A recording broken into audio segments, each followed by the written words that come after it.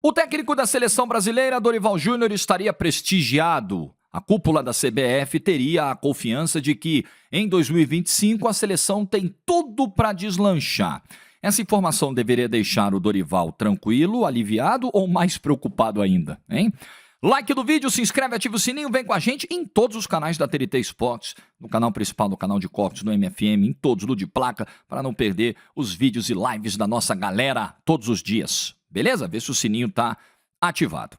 Informação do portal UOL neste domingo dá conta de que o Dorival Júnior estaria, neste momento, contando com o respaldo da Confederação Brasileira de Futebol, do presidente Edinaldo Rodrigues e do diretor Rodrigo Caetano. Ambos acreditariam que, apesar das dificuldades encontradas em 2024, a seleção tem tudo para deslanchar nesse ano.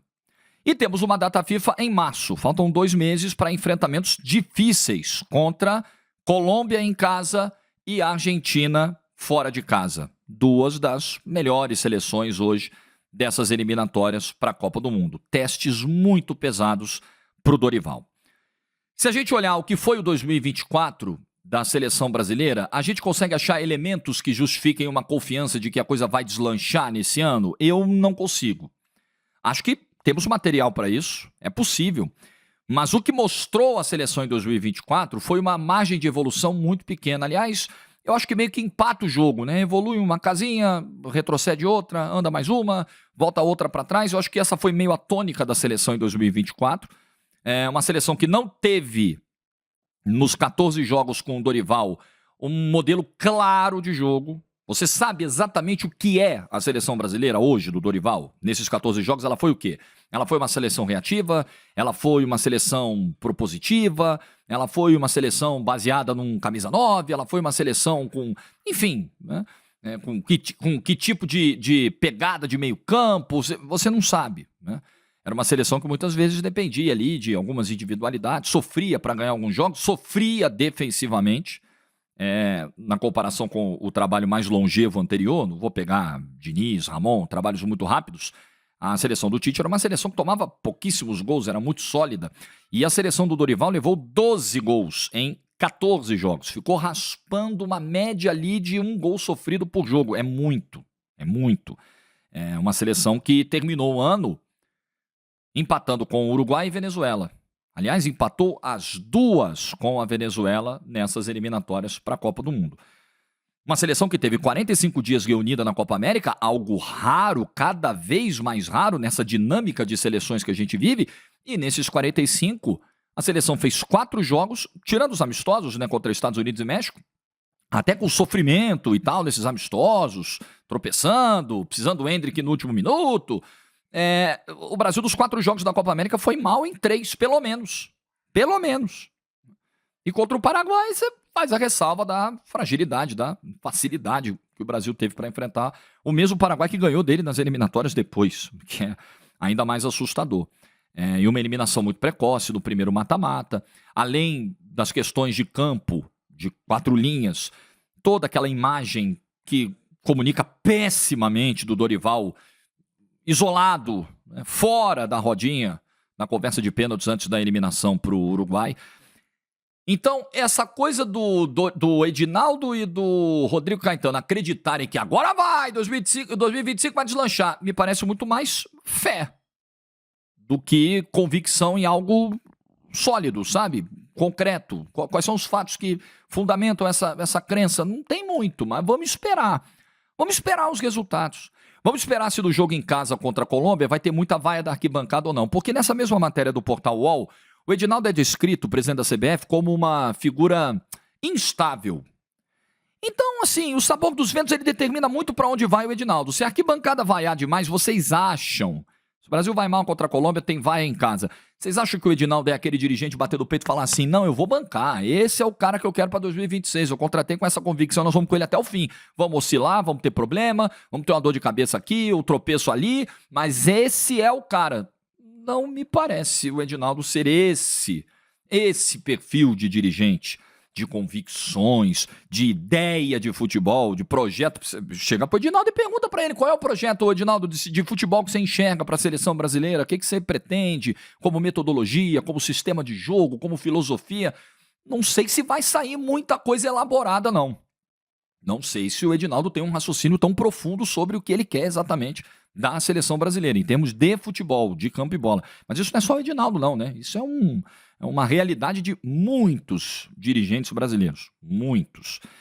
Então, quantas vezes a gente já ouviu no futebol essa coisa? O cara tá prestigiado. Não, fica tranquilo. Não, a gente confia no cara. O dirigente às vezes ia pro microfone falar, não, torcida pentelhando, vaiando, protestando. Não, esse é o nosso cara, confiamos nele, vamos com ele até o final. Tomava mais 2 pancadas, era mandado embora, sem dó nem piedade. O prestígio virava fumaça.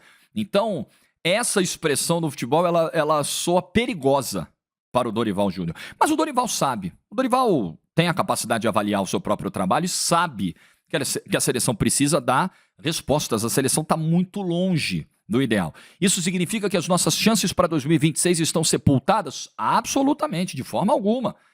É possível. Né? Num ciclo de 4 anos, você vai meio que se arrastando ali 2, 2,5, até 3 anos, aí um aninho antes da Copa dá uma encaixada, a coisa vai... Mas isso me parece algo mais excepcional do que padrão. Eu não gosto muito de tratar exceção como regra, porque aí a gente... não, mas o Marrocos do Regrag, deu certo, pegou 3 meses ali antes. Eu prefiro pegar a Alemanha do Löw como exemplo. Eu prefiro ter como referencial um trabalho bem feito, de médio, longo prazo, com ideia, com filosofia. Nós queremos ser isso aqui, seremos e acabou.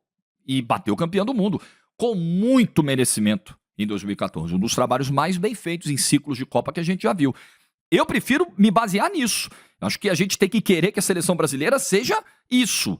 Não a seleção que 3 meses antes, se der uma sorte, se os astros conspirarem, se os ventos forem todos a favor, pode ser que bata uma final de Copa do Mundo.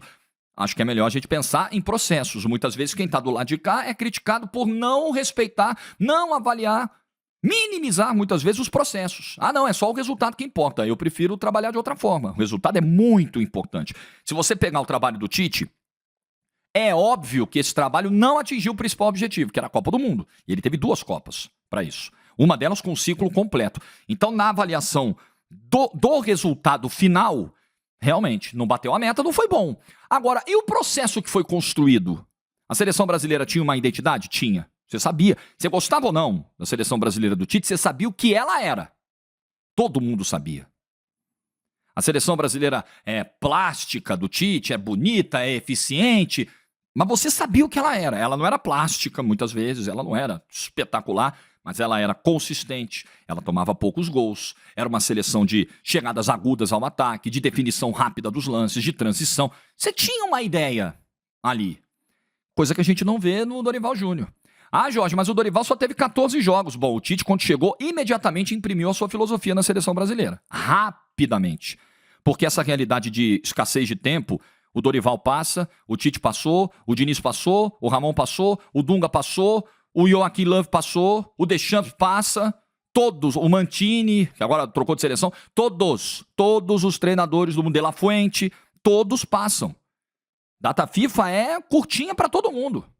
Aqui temos uma dificuldade muito grande de deslocamento dentro do continente. Na Europa esse deslocamento é mais fácil. Em compensação, os enfrentamentos de eliminatória que a gente tem aqui, os enfrentamentos padrão que a gente tem aqui, são mais brandos que lá. Porque lá os caras inventaram a tal da Nations League, então é jogo a vera o tempo todo. É quase não tem amistoso. É tudo jogo de 3 pontos, com seleção ali do mesmo nível, ou de uma prateleira acima. Aí quando chega uma eliminatória de Euro, de Copa, aí você acaba enfrentando o San Marino, o Luxemburgo da vida, mas na média, os jogos que os caras fazem lá são mais difíceis que os nossos. E com o mesmo tempo. Uma semaninha para jogar 2 jogos. Aí volta daqui a 1 mês, ou daqui a 2 meses, ou daqui a 3 meses, como o caso agora desse hiato. 3 não, 4, né? Dezembro, janeiro, fevereiro, março. 4 meses em relação à última data FIFA contra Venezuela e Uruguai. E a próxima. Gente, todo mundo passa por isso. Todo mundo que aceita o cargo de técnico de uma seleção precisa entender que não vai ter muito tempo, vai ter que otimizar, vai ter que encurtar caminhos, vai ter que achar soluções rápidas. Ou faz como alguns treinadores. Para mim não serve. Eu preciso do dia a dia, eu preciso dessa realidade ali full time, beleza, a seleção para mim não vai rolar, porque as minhas ideias demandam de um número elevado de atividades, de treinamentos, de consolidação, de assimilação. Beleza. Agora, se aceitou o cargo, tem que trabalhar com a realidade que tem, não tem jeito. O que você pensa? Dorival está prestigiado? Você confia nessa percepção, nessa ideia do presidente da CBF, ou acha que ela pode mudar a qualquer momento? Basta um empate em casa. Deixa nos comentários a sua opinião. Like do vídeo se você ficou até o final. Juízo, tchau!